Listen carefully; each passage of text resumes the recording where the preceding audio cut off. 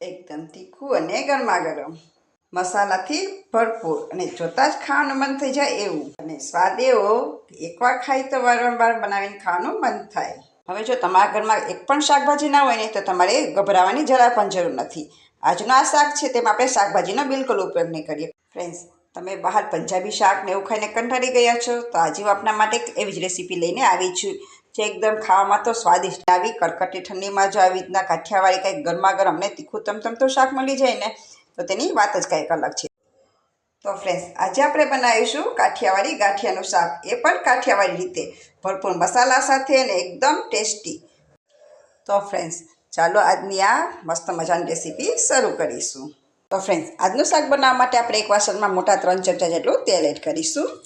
તેલ આપણું થોડું ગરમ થાય એટલે તેમાં 1 ચમચી જેટલી રાઈ એડ કરીશું. સાથે એડ કરીશું થોડાક મીઠા લીમડાના પાન. પછી આપણે એડ કરીશું હિંગ.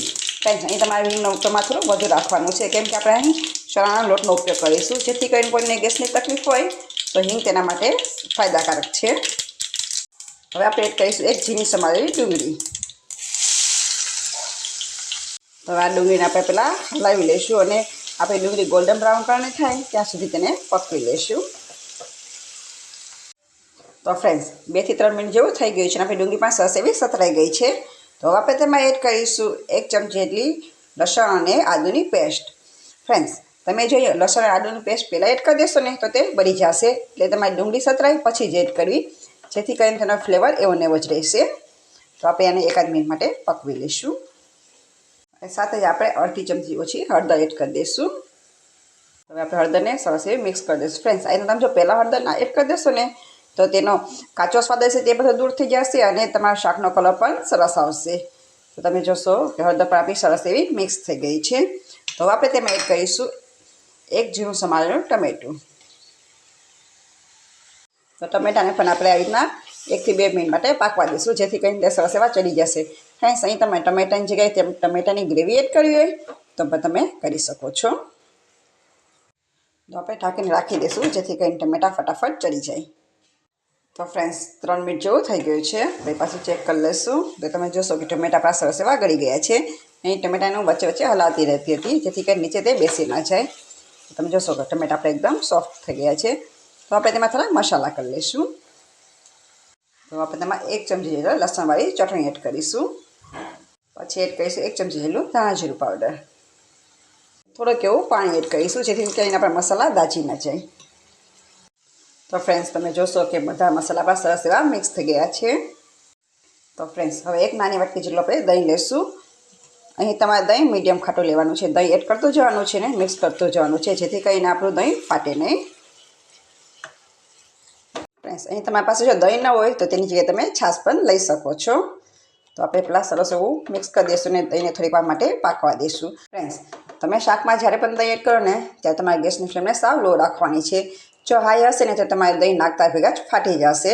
ને આ રીતના તમે સાવ લો રાખશો ને તો તમારે દહીં જરાય પણ નહીં ફાટે.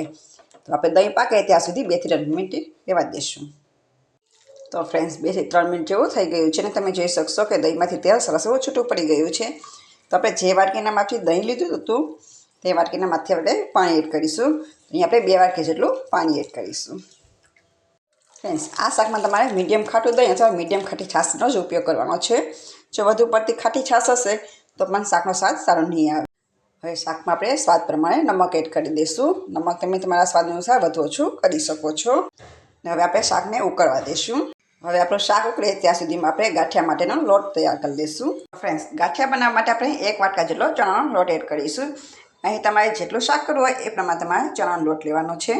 તો થોડાક આપણે એમાં મસાલા કરી લઈશું. તો તેમાં થોડીક એવી હળદર, 1 નાની ચમચી લાલ મરચું પાવડર, થોડું નમક એડ કરીશું. ફ્રેન્ડ્સ, અહીં નમક એડ કરવાનું તમારે ધ્યાન રાખવાનું છે, કેમ ચણાનો લોટ દેખાતો તો આપણે વધુ લાગે છે, પણ આપણે જ્યારે પાણી એડ કરીશું ને તો તેનું પ્રમાણ થોડુંક જ થઈ જશે, એટલે તમારે ખાસ ધ્યાન રાખવાનું છે. એમાં પાણી એડ કરી દઈશું ને ગાંઠિયાનો લોટ હોય એ રીતે થોડુંક બાંધી લઈશું.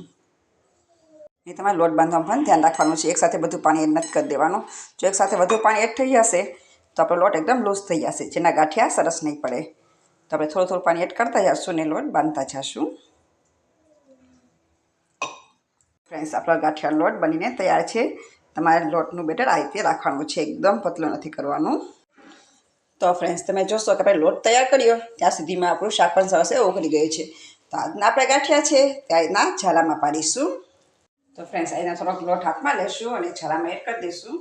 આપણે રીતના પ્રેસ કરીશું જેથી કરીને નીચે સરસ એવા આપણા ગાંઠિયા પડશે. તમે જોઈ શકશો. અને ગેસની ફ્લેમ તમારે લો રાખવાની છે. જો હાઈ હશે તો તેમાંથી વરાળ નીકળશે તો તમારા હાથમાં દાજી જશો. એટલે તમારે ગેસની ફ્લેમને લો રાખવાની છે. તો રીતના આપણે પેલા ગાંઠિયા પાણીને બનાવી લઈશું. ફ્રેન્ડ્સ 2 થી 3 મિનિટ માટે તમારે શાકને ચા પણ હલાવવા નથી. જો તમે હલાવશો ને તો તમારા ગાંઠિયા વિખાઈ જશે. તો તમારે 2 થી 3 મિનિટ માટે એમનામ જ રહેવા દેવાનું છે. પછી તમારા શાકને હલાવવાનું છે. તો ફ્રેન્ડ્સ 2 થી 3 મિનિટ જેવું થઈ ગયું છે તો આપણે શાકને હલાવી લઈશું. તમે જોશો કે ગાંઠિયા આપણા સરસ એવા પડી ગયા છે અને તે પડતા ભેગા સરસ એવા ફૂલી પણ જશે. અહીં તમારે સોડા ઈનો કાંઈ એડ કરવાની જરૂર નહીં પડે. છતાં પણ તમારા ગાંઠિયાનું શાક એકદમ મસ્ત અને સ્વાદિષ્ટ બનશે. તો આપણે તેને 3 થી 4 મિનિટ પહેલાં ઉકળવા દઈશું. તો શાકને આપણે ઢાંકીને 5-1 મિનિટ માટે રહેવા દઈશું. તો ફ્રેન્ડ્સ 5 મિનિટ જેવું થઈ ગયું છે તો આપણે શાકને ચેક કરી લઈશું. તો તમે જોશો કે શાક આપણું ચડી ગયું છે. તો શાકને આપણે હલાવીને જોઈ લઈશું. તો ફ્રેન્ડ્સ તમે જોશો કે શાક આપણું બનીને તૈયાર છે. જો ફ્રેન્ડ્સ તમારે અહીં વધુ ગ્રેવી કે રસો રાખવો હોય તો તમારે પાણી એડ કરવાનું છે. પણ આપણે આ શાક બરાબર છે. આમાં જરા પણ પાણી એડ કરવાની જરૂર નથી. તો આપણે ઉપર લીલા ધાણા એડ કરી દઈશું ને પછી આ શાકને આપણે ગરમા ગરમ સર્વ કરી લઈશું. તો ફ્રેન્ડ્સ આપણું શાક બનીને તૈયાર છે. તો ઉપરથી થોડાક લીલા ધાણા એડ કરી દઈશું. તો ફ્રેન્ડ્સ હવે તમારી પાસે ઘરમાં ક્યારેક શાકભાજી ના હોય અથવા તો ક્યારેક સમય ના હોય ને તો તમે આ લાઈ ગાંઠિયાનું શાક ફટાફટ બનાવીને ખાઈ શકશો. અને સ્વાદ તો એટલો મસ્ત આવશે ને કે તમે જો એકવાર બનાવીને ખાશો ને તો ઘરના તમને બધાએ વારંવાર બનાવવાનું કહીશે. એટલો મસ્ત બનશે. ફ્રેન્ડ્સ આ શાક તમને રોટલી રોટલા કે પરોઠા સાથે ખાવામાં તો ખૂબ જ મજા આવશે. અને આવી કડકડતી ઠંડીમાં જો આવી રીતના કાઠિયાવાડી કંઈક ગરમા ગરમ ને તીખું તમતમતું શાક મળી જાય ને તો તેની વાત જ કંઈક અલગ છે. તો ફ્રેન્ડ્સ એકવાર તમે જરૂરથી ટ્રાય કરજો. પછી મને કમેન્ટ બોક્સમાં જણાવજો કે તમને આજની મારી રેસીપી કેવી લાગી. તો ફ્રેન્ડ્સ તમને જો આજની મારી રેસીપી પસંદ આવી હોય તો એક લાઇક કરજો, શેર કરજો અને હેતસ કિચન સાથે જોડાયેલા રહેજો. તો ફરી પાછા મળીશું એક અવનવી વાનગી સાથે. ત્યાં સુધી આવજો.